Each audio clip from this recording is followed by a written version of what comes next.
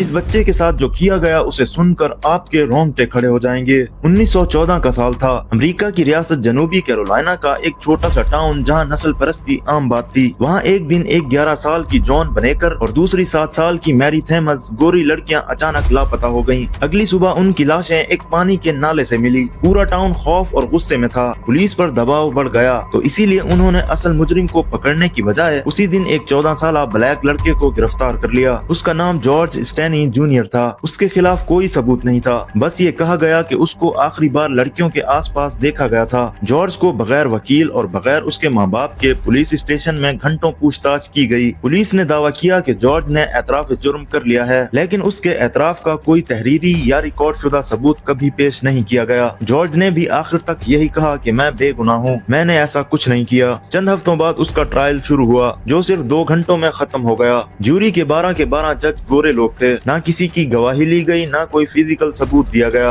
और ना ही जॉर्ज को अपने दिफा का मौका दिया गया। सिर्फ 10 मिनट में जॉर्ज के खिलाफ फैसला सुना दिया गया और एक बेगुनाह बच्चे को मौत की सजा सुना दी गई। 16 जून 1944 को जॉर्ज को इलेक्ट्रिक चेयर पर बिठा दिया गया। वो इतना छोटा था कि उसे ऊपर उठाने के लिए उसके नीचे बाइबल रखी गई। इसके बाद उसके सर पर बेल्ट बांधे गए। जब उसे करंट लगाया गया तो मास्क उसके चेहरे से फिसल गया और सब लोगों ने एक मासूम और खौफजदा बच्चे का चेहरा देखा। 70 साल बाद 2014 में अदालत ने माना कि ये फैसला नाइंसाफी पर था और जॉर्ज स्टैनी जूनियर बेगुनाह था।